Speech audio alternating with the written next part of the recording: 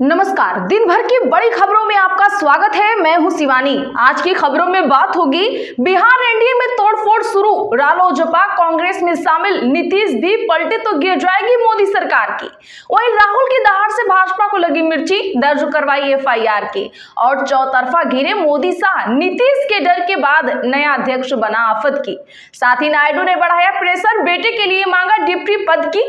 वहीं चाचा पशुपति के महागठबंधन में शामिल होते ही चिराग का डोला मन छोड़ेंगे एनडीए की, और केजरीवाल को मरवा देंगे अमित शाह। आतिशी के नए दावे से मचा बवाल की।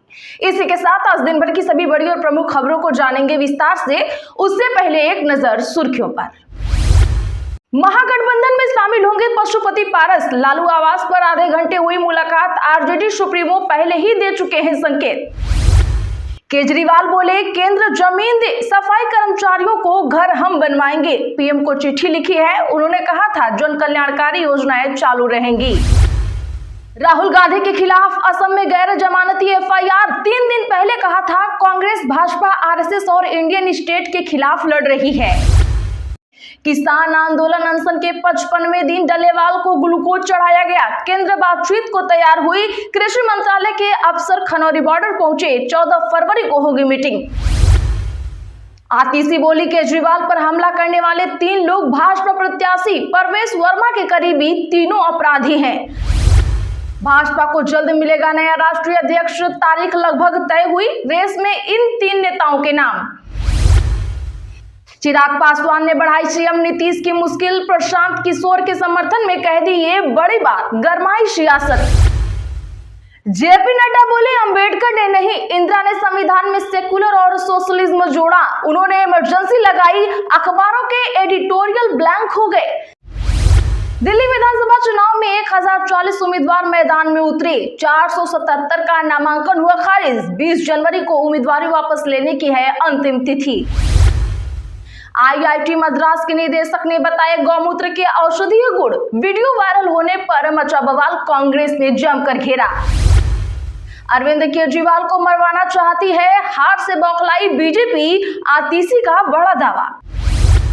क्या सीएम नायडू के बेटे बनेंगे आंध्र प्रदेश के उप मुख्यमंत्री? नारा लोकेश के समर्थन में तेजपा में उठी आवाज। महाराष्ट्र में अजित पवार पर शरद पवार गुट ने साधा निशाना, कहा बीड की स्थिति संभालने के लिए बने संरक्षक मंत्री। 40 नेताओं को कांग्रेस ने बनाया स्टार प्रचारक। लिस्ट में पंजाब के 3 बड़े नेता शामिल, दिल्ली चुनाव में करेंगे प्रचार। बाबूलाल मरांडी हो सकते हैं नेता प्रतिपक्ष। दिल्ली चुनाव के बाद पर्यवेक्षक की होगी नियुक्ति। दौड़ में विधायक सीपी सिंह भी हैं शामिल। बीजेपी प्रदेशाध्यक्ष बोले रविंद्र सिंह भाटी छुट्टा सांड है, निर्दलीय है, वो कुछ भी करे। विधायक का जवाब, बड़ों का आदर करना मेरे संस्कार में। 23 जनवरी तक हिरासत में भेजा गया सैफ अली खान कांड का आरोपी। पुलिस ने मांगी थी 14 दिन की रिमांड। हरियाणा में एसी लिस्ट से हटाए जाएंगे इन 3 जातियों के नाम। सरकार ने केंद्र को लिखा पत्र, पूरे देश पर पड़ेगा असर। सैफ के अपराधी का बांग्लादेशी कनेक्शन। रोहिंग्या मुद्दा उठाकर कांग्रेस ने केंद्र सरकार को घेरा। देश में एकात्मक शासन की ताक में भाजपा। तमिलनाडु के स्टालिन बोले एक देश एक चुनाव लोकतंत्र के लिए खतरा है। जय बापू जय भीम जय संविधान सम्मेलन के तहत पश्चिम चंपारण से आगाज, कांग्रेस का बड़ा ऐलान। अमेरिका में डोनाल्ड ट्रंप के शपथ ग्रहण का विरोध। हजारों प्रदर्शनकारी पोस्टर बैनर लेकर सड़कों पर उतरे। मस्क के खिलाफ भी लगाए नारे। चलिए अब जानते हैं बड़ी और प्रमुख खबरों को विस्तार से। उससे पहले वीडियो को लाइक करें, साथ ही आपसे रिक्वेस्ट, खबरों को आखिर तक जरूर देखें। महागठबंधन में शामिल होंगे पशुपति पारस, लालू आवास पर आधे घंटे तक हुई मुलाकात। जी हां, बता दें कि आज पशुपति पारस की पार्टी आरजेडी महागठबंधन में शामिल होगी। सूत्रों की माने तो लालू यादव के साथ आधे घंटे की मुलाकात में इसे लेकर बातचीत हुई। पशुपति पारस तेजस्वी के साथ मिलकर जल्द ही इसकी घोषणा कर सकते हैं। पशुपति पारस और प्रिंस दोनों गठबंधन में शामिल होंगे। दरअसल आज राष्ट्रीय लोक जनशक्ति पार्टी के राष्ट्रीय अध्यक्ष पशुपति पारस अचानक लालू आवास पहुंचे। पशुपति पारस ने लगभग आधे घंटे तक लालू यादव से मुलाकात की। माना जा रहा है कि 2015 2025 के विधानसभा चुनाव को लेकर पशुपति पारस राजद के साथ मिलकर चुनावी रणनीति बना सकते हैं। इससे पहले राष्ट्रीय लोक जनशक्ति पार्टी के राष्ट्रीय अध्यक्ष और पूर्व केंद्रीय मंत्री पशुपति पारस ने 15 जनवरी को दही चूड़ा भोज का आयोजन किया था। इसमें शामिल होने राजद सुप्रीमो लालू यादव अपने बड़े बेटे तेज प्रताप यादव के साथ पहुंचे थे। इस दौरान जब लालू प्रसाद यादव से सवाल पूछा गया कि क्या पशुपति पारस महागठबंधन में शामिल होंगे, इसके जवाब में लालू यादव ने कहा, हाँ पारस जी महागठबंधन में आएंगे। इससे पहले पशुपति पारस ने कहा, लालू यादव से मेरा पुराना रिश्ता है, जब वो सीएम थे तो मैं उनकी कैबिनेट में मंत्री था, बहुत अच्छी तरह से बातचीत हुई। तो बिहार में महागठबंधन का पलड़ा भारी हो गया है। क्या लगता है आपको, क्या नीतीश भी जाकर सरकार गिरा देंगे? कमेंट जरूर करके। राहुल गांधी के खिलाफ असम में गैर जमानती एफआईआर 3 दिन पहले कहा था, कांग्रेस, भाजपा, आरएसएस और इंडियन स्टेट के खिलाफ लड़ रही है। दरअसल कांग्रेस सांसद और लोकसभा में विपक्ष के नेता राहुल गांधी के खिलाफ गुवाहाटी के पान बाजार पुलिस स्टेशन में आज एफआईआर दर्ज की गई। आरोप है कि राहुल गांधी ने भारत की संप्रभुता, एकता और अखंडता को खतरे में डालने वाले बयान दिए। बीएनएस की धारा 152 के तहत दर्ज एफआईआर गैर जमानती है, यानी अगर राहुल की गिरफ्तारी होती है तो उन्हें जमानत के लिए सीधे कोर्ट जाना पड़ेगा। एफआईआर गुवाहाटी हाईकोर्ट के वकील मोनजीत चेतिया ने दर्ज कराई है। चेतिया ने कहा कि राहुल के बयान से देश की सुरक्षा के लिए गंभीर खतरा पैदा हो गया है। विपक्ष के नेता का सार्वजनिक मंच से दिया गया ये बयान साधारण राजनीतिक टिप्पणी नहीं है। दरअसल नेता प्रतिपक्ष राहुल गांधी ने भागवत पर निशाना साधते हुए कहा था कि मोहन भागवत के लिए अंग्रेजों के खिलाफ लड़ाई और संविधान दोनों अमान्य है। ऐसा कहना असल में देशद्रोह है। किसी अन्य देश में ऐसा कहने के लिए उन्हें गिरफ्तार कर लिया जाता। भाजपा को जल्द मिलेगा नया राष्ट्रीय अध्यक्ष, तारीख लगभग तय, रेस में इन नेताओं के नाम शामिल। दरअसल बता दें कि भारतीय जनता पार्टी ने अपने नए राष्ट्रीय अध्यक्ष की नियुक्ति दिल्ली विधानसभा चुनावों के बाद करेगी। सूत्रों ने कहा है कि पार्टी के अध्यक्ष का चुनाव 10 फरवरी से 20 जनवरी के बीच होने की संभावना है। वर्तमान अध्यक्ष जेपी नड्डा दिल्ली चुनावों तक बीजेपी की अगुवाई करते रहेंगे। उनका अध्यक्ष पद का कार्यकाल जनवरी 2024 में समाप्त हो गया था, लेकिन लोकसभा चुनावों को ध्यान में रखते हुए ऐसा फैसला लिया गया।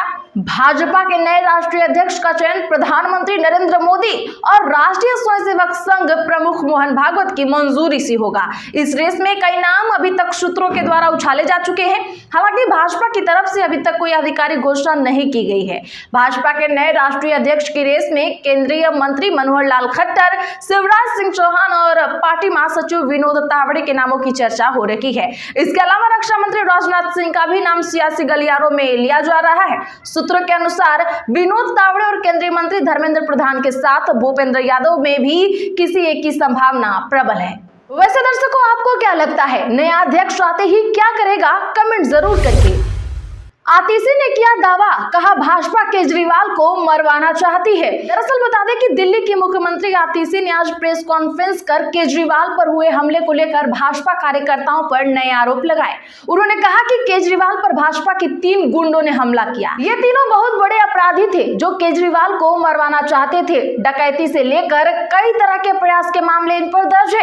आतिशी ने कहा कि ये आम कार्यकर्ता नहीं, सधे हुए गुंडे हैं। चुनाव में हार का मुंह देखते हुए भाजपा बौखला गई है। वो केजरीवाल की जान लेने पर उतर आई है। हमलावरों में पहला राहुल उर्फ सैकी था। ये भाजपा का नेता है, परवेश वर्मा का बेहद ही खास है। इसके अलावा दूसरा हमलावर का नाम रोहित त्यागी है। रोहित भी परवेश वर्मा का प्रचार करता है। तीसरा शख्स सुमित है, इस पर चोरी डकैती का केस दर्ज है।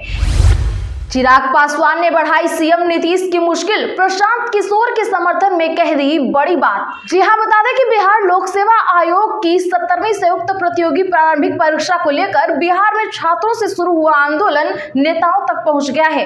परीक्षा रद्द कराने की मांग को लेकर जनसुराज पार्टी के संस्थापक प्रशांत किशोर ने आमरण अनशन भी किया।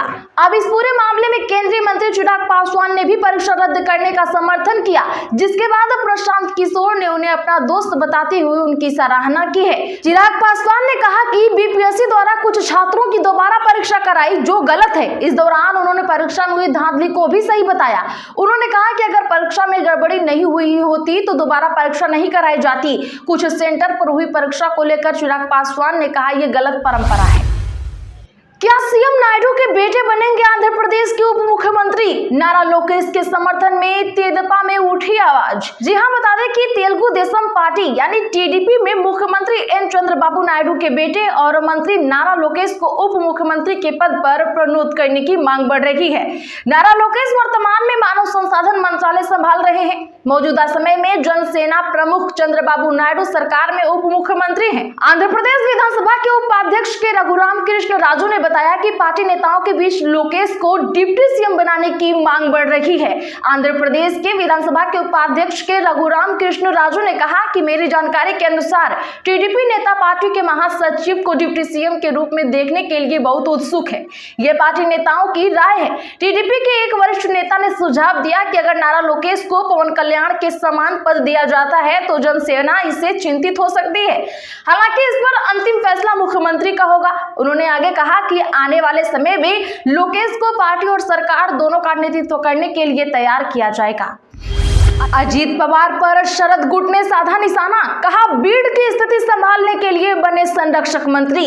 जी हां, महाराष्ट्र ने जिन जिलों में संरक्षक मंत्री नियुक्त किए हैं उसमें उप मुख्यमंत्री अजीत पवार को पुणे के अलावा बीड़ जिला भी आवंटित किया गया है। इसे लेकर एनसीपी के महाराष्ट्र अध्यक्ष जयंत पाटिल ने अजीत पवार पर निशाना साधा। उन्होंने कहा कि सरपंच को मारने के बाद बिगड़ती स्थिति को लेकर अजीत पवार ने बीड़ का संरक्षक मंत्री बनने में रुचि दिखाई है। उन्होंने कहा कि संरक्षक मंत्रियों की नियुक्ति की आलोचना करने का कोई मतलब नहीं है, अब ये देखना होगा कि संरक्षक मंत्री कैसा प्रदर्शन करते हैं। पाटिल ने कहा कि बीड़ में स्थिति जटिल है, इसीलिए अजीत पवार ने यहाँ जाना पसंद किया होगा। वहीं मंत्री चंद्रकांत पाटिल को सांगली जिले का संरक्षक मंत्री बनाए जाने पर एनसीपी के नेता ने कहा कि उम्मीद है कि जिले के विकास के लिए काम करेंगे और सबको साथ लेकर चलेंगे। तो आज के लिए बस इतना ही। ऐसी ही बड़ी खबरों के लिए हमारे एसपी लाइव चैनल को अभी सब्सक्राइब करें, बगल में घंटी के निशान को भी जरूर दबा लें, वीडियो को लाइक शेयर कर हमारा सपोर्ट करें।